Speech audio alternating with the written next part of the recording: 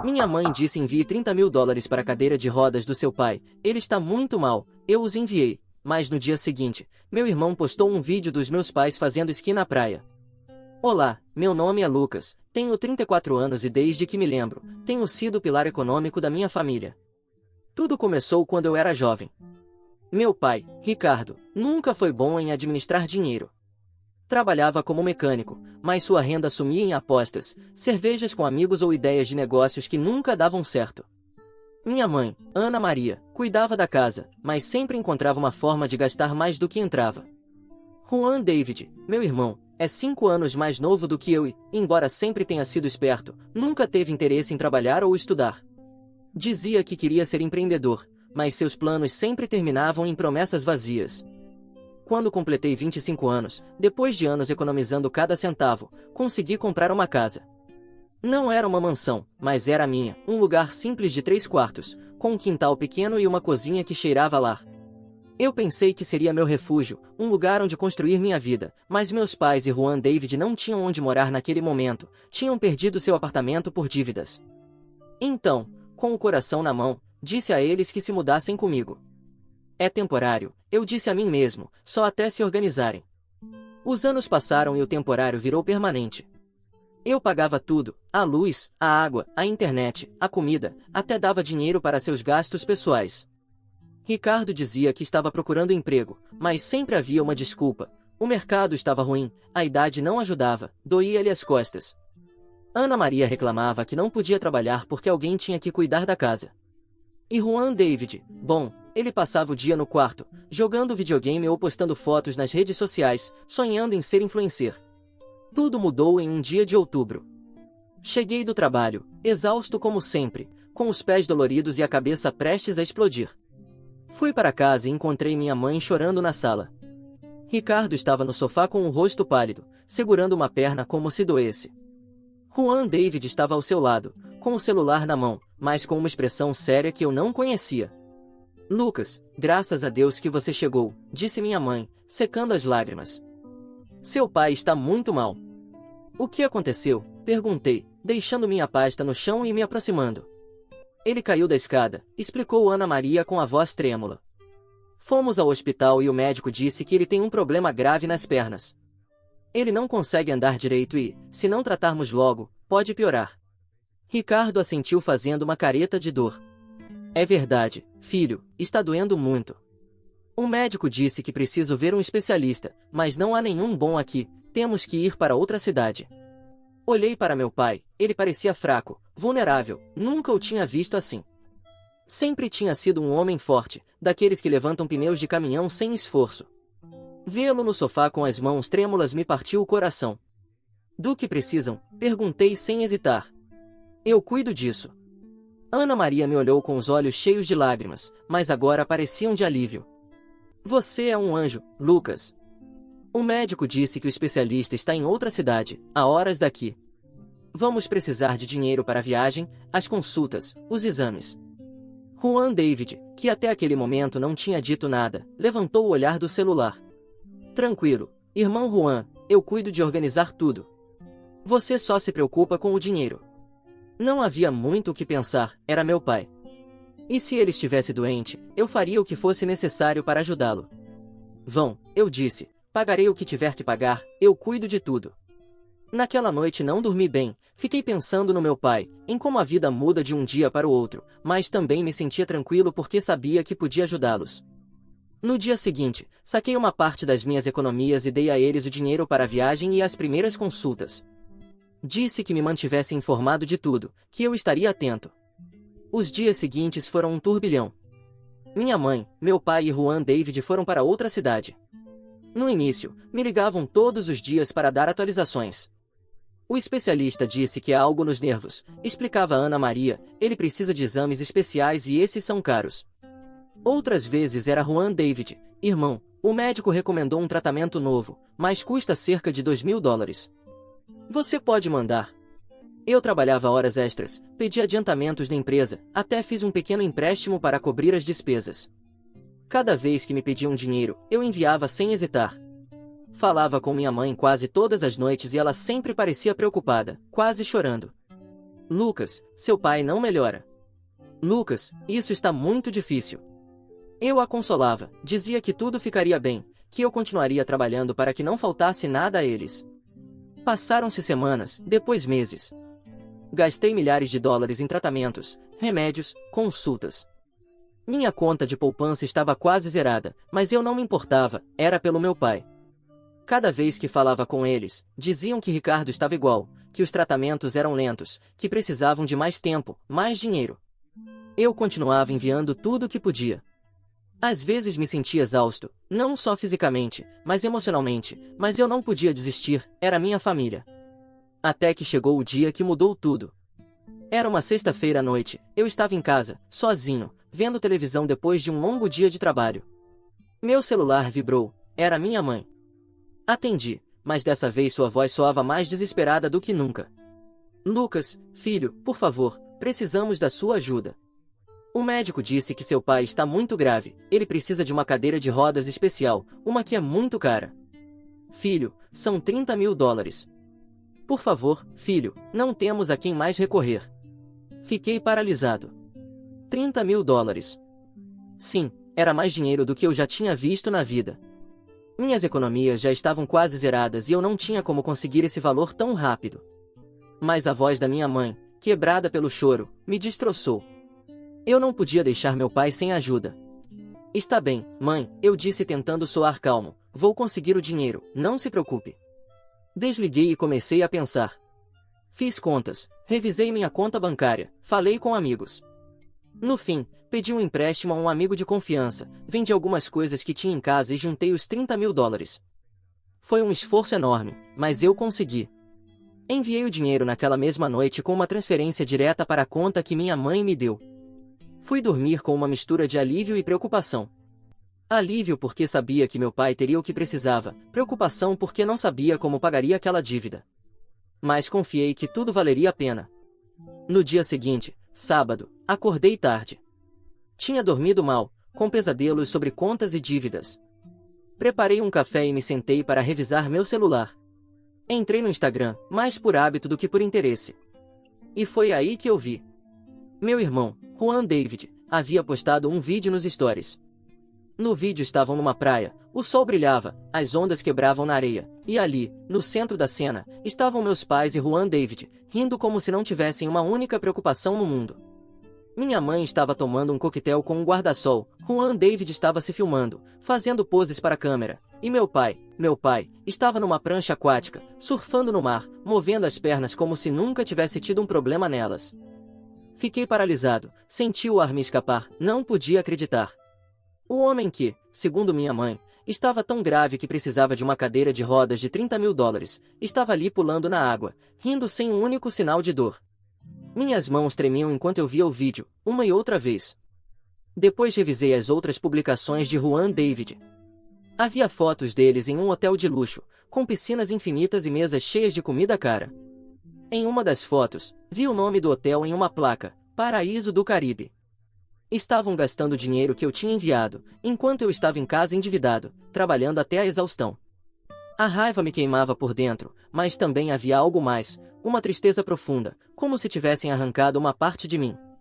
Minha família, as pessoas que cuidei a vida toda, tinham mentido para mim, tinham me usado. E não só isso, estavam zombando de mim, vivendo uma vida de luxo com o meu dinheiro enquanto eu me quebrava por dentro.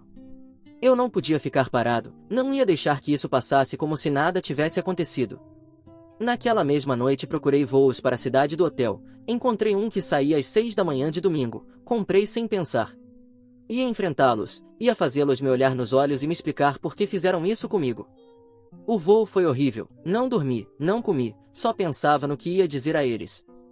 Talvez a raiva me mantivesse acordado, mas também havia uma parte de mim que não queria acreditar que tudo fosse verdade. Talvez houvesse uma explicação. Talvez o vídeo fosse antigo. Talvez meu pai tivesse melhorado de repente, como um milagre. Mas no fundo eu sabia que não era assim, sabia que tinham me enganado. Cheguei às 9 da manhã. O calor era sufocante, mas não me importei. Peguei um táxi direto para o Hotel Paraíso do Caribe.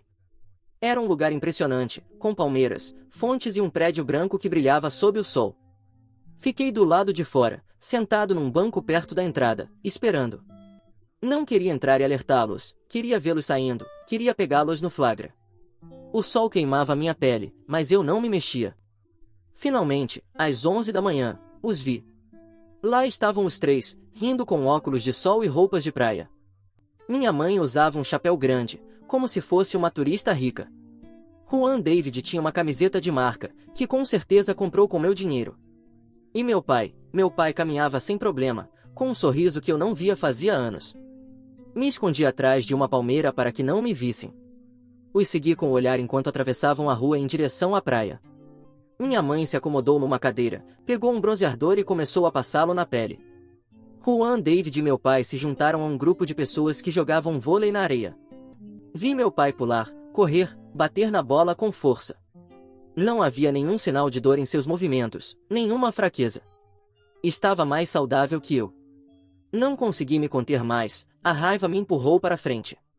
Caminhei até a quadra de vôlei e parei ao lado, de braços cruzados, olhando fixamente para eles. Juan David foi o primeiro a me ver. Seu sorriso desapareceu e seus olhos se arregalaram. Meu pai continuava jogando, mas de repente virou e me viu. Em um segundo, sua expressão mudou. Ele se jogou no chão, segurando as pernas, gemendo como se tudo doía. Ai, minha perna! Não consigo me mover, gritou rolando na areia. Juan David correu até ele fingindo preocupação. Pai, tranquilo, não se mexa, disse, mas seus olhos continuavam fixos em mim, nervosos. Minha mãe, que estava a alguns metros, ouviu os gritos e veio correndo. Quando me viu, seu rosto empalideceu. Lucas, o que você está fazendo aqui? Perguntou com a voz trêmula. Não disse nada no início, apenas olhei para os três, tentando entender como foram capazes de fazer isso comigo. Depois, com a voz mais calma que pude, falei, então é isso que fazem com o meu dinheiro, disse, apontando para meu pai que continuava no chão fingindo. Uma cadeira de rodas de 30 mil dólares. Sério? Olhe para você, pai, tem joelhos melhores que os meus. Ricardo tentou falar, mas só balbuciou, filho, não é o que você pensa, eu me senti melhor hoje. Melhor, repeti, elevando a voz. Melhor? Você está pulando como se estivesse nas Olimpíadas. As pessoas na praia começaram a nos olhar. Algumas se aproximaram, curiosas. Juan David tentou intervir, irmão, calma, é um mal-entendido. Papai teve uma melhora, foi como um milagre. Um milagre, cortei. E os 30 mil dólares, não? E os meses que vocês passaram me pedindo dinheiro para tratamentos que nunca existiram? Isso também é um milagre? Minha mãe se colocou entre nós com as mãos levantadas, como se quisesse me acalmar. Lucas, por favor, não faça um escândalo. Vamos para o hotel e conversamos com calma. Não há nada para conversar, disse sentindo a raiva me queimar a garganta. Vocês estiveram me usando esse tempo todo enquanto eu me matava de trabalhar. Vocês estavam aqui, vivendo como reis com o meu dinheiro. Peguei meu celular, disquei para o banco e, na frente, cancelei todos os cartões que tinha dado a eles, cancelei os pagamentos automáticos das despesas deles. Eles me olhavam com os olhos cheios de pânico. Lucas, não faça isso, suplicou minha mãe. Somos sua família, disse. Vocês não são minha família, respondi com a voz embargada. Minha família não me enganaria assim. Não quero nunca mais ver vocês na vida. Virei as costas e fui embora, deixando para trás suas súplicas. Não olhei para trás, não podia. Se o fizesse, talvez eu me abalasse, e não queria ceder, não depois do que me fizeram. Quando voltei para casa, a primeira coisa que fiz foi trocar as fechaduras. Não deixaria que voltassem, que entrassem como se nada tivesse acontecido e continuassem se aproveitando de mim. Naquela noite, sentei no sofá, sozinho, com uma cerveja na mão, tentando processar tudo. Me sentia vazio, mas também livre. Pela primeira vez em anos, eu não precisava me preocupar com eles, não precisava carregar o peso deles. Os dias seguintes foram estranhos. Meu celular não parava de tocar, ligações da minha mãe, mensagens de Juan David, até áudios do meu pai me pedindo perdão. Não respondi. Bloqueei um por um. Não queria ouvir suas desculpas, não queria voltar a cair no jogo deles. 5 dias depois, eu estava em casa quando ouvi barulhos na porta. Alguém tentava abri-la. Me aproximei com o coração acelerado e abri de repente. Lá estavam os três com malas, olhando para o chão como se fossem crianças de castigo. Lucas, por favor, disse minha mãe com os olhos vermelhos. Filho, cometemos um erro, nos perdoe. Filho, eu juro que não vai acontecer de novo, ai, acrescentou meu pai, levantando o olhar pela primeira vez. Sua voz tremia e os olhos estavam marejados, como se estivesse à beira das lágrimas. Mas havia algo no tom dele que não me convencia, algo ensaiado, como se já tivesse praticado aquelas palavras no caminho. Nós erramos, Lucas, estávamos desesperados, não pensamos com clareza. Mas você é nosso filho, é tudo para nós. Desesperados, repeti com uma risada amarga que não consegui conter. Desesperados para gastar meu dinheiro num hotel de luxo, não? Esquiar na praia, enquanto eu me matava de trabalhar. Minha mãe soltou um soluço e cobriu a boca com a mão. Não foi assim, Lucas, disse balançando a cabeça. Queríamos te dar uma alegria, fazer você se sentir orgulhoso. Pensamos que se seu pai mostrasse melhora, você ficaria mais tranquilo. Mas nos enganamos, sabemos disso. Por favor, nos deixe entrar, vamos conversar como uma família. Como família, minha voz saiu mais alta do que eu esperava, e percebi que uma vizinha que passava na rua parou para olhar. Vocês não sabem o que é ser uma família. Me usaram, mentiram para mim, riram na minha cara enquanto eu pedi empréstimos para salvar o papai de uma doença que nunca existiu. Juan David, que até então não tinha dito nada, deu um passo à frente. Seus olhos estavam fixos em mim, e por um segundo pensei que ele fosse se desculpar. Mas o que ele disse foi pior. Irmão, se acalma, disse com um tom que tentava ser conciliador, mas soava condescendente. Sim, cometemos um erro, ok? Mas você não pode nos expulsar assim. Olha, somos seu sangue, Lucas. Vamos para onde? Não temos nada. Você sempre cuidou de nós. Não nos deixe na rua. Aquilo foi como uma facada. A forma como ele disse, como se eu estivesse obrigado a continuar sustentando todos eles, como se minha vida girasse em torno deles. Senti a raiva queimar por dentro, mas também senti pena. Pena deles, de mim, de tudo que achei que éramos. Não, disse com a voz firme, embora por dentro me sentisse despedaçado. Não vou continuar sendo o banco de vocês. Não vou continuar pagando pelas mentiras de vocês. Vão embora, não os quero aqui, não os quero na minha vida. Minha mãe se ajoelhou, literalmente, na porta da minha casa. O chapéu que usava caiu no chão e suas mãos se agarraram ao batente da porta. Lucas, pelo amor de Deus, soluçou com a voz quebrada. Você é meu filho, meu menininho. Não nos faça isso. Somos sua família. Você não pode nos abandonar. O que vamos fazer sem você? Meu pai se aproximou cambaleando e pôs uma mão no ombro da minha mãe. Filho, tentou falar, mas sua voz se quebrou. Filho, eu sei que não fui o melhor pai, sei que falhei com você. Mas te prometo que vamos mudar. Me dá uma chance, por favor. Não podemos recomeçar sem você. Não, repeti, dessa vez com mais força. Não há mais chances. Acabou.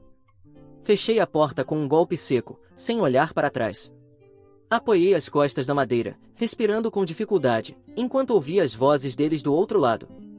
Minha mãe continuava chorando, repetindo meu nome como se fosse uma oração. Meu pai batia na porta suavemente, dizendo, Lucas, abre, por favor. Até ouvi Juan David murmurar algo, embora não tenha entendido o que. As vozes dele se misturavam num coro de súplicas que me perfurava os ouvidos. Mas eu não cedi. Depois de alguns minutos, os ruídos cessaram. Ouvi o som das malas sendo arrastadas pela calçada, os passos se afastando lentamente. Fiquei ali, encostado na porta, até que o silêncio voltou a envolver a casa. Algumas semanas depois, fiquei sabendo que meus pais e Juan David tinham tido que procurar trabalho. Minha mãe estava limpando casas, meu pai trabalhava numa fábrica, Juan David dirigia um táxi. Entre os três, alugavam um quartinho pequeno numa zona humilde da cidade. Uma parte de mim sentiu satisfação. Era justiça. Depois de tudo que me fizeram, agora estavam enfrentando as consequências. Mas o que veio depois me deixou sem palavras. 2 meses após o confronto, comecei a receber mensagens da minha mãe e de Juan David. Diziam que meu pai tinha sofrido um acidente na fábrica, que uma máquina tinha esmagado suas pernas, que desta vez era real, que ele precisava de tratamentos, uma cadeira de rodas, ajuda. Me enviaram fotos de radiografias, relatórios médicos, tudo. Queriam que eu acreditasse neles, que os ajudasse. Olhei as mensagens, as provas, e era real. Mas depois do que me fizeram, eu não queria ter mais nenhuma relação com eles. Bloqueei de novo. Não respondi. Não queria saber mais nada sobre eles. Já se passaram meses desde então. Não voltei a falar com minha família. Não sei onde estão, nem o que fazem. Às vezes me pergunto se fiz a coisa certa, se deveria ter dado uma chance a eles, especialmente com o acidente do meu pai. Mas então penso em tudo que passei, em como me esforcei até o limite por eles, e sei que tomei a decisão certa. Pela primeira vez em anos, sinto que minha vida me pertence. Paguei minhas dívidas pouco a pouco, comecei a economizar de novo. Minha casa é realmente minha, sem ninguém dependendo de mim. Às vezes a solidão pesa, mas prefiro estar sozinho do que cercado por pessoas que só me usam. Sou livre. E isso basta. Inscreva-se para mais histórias diárias.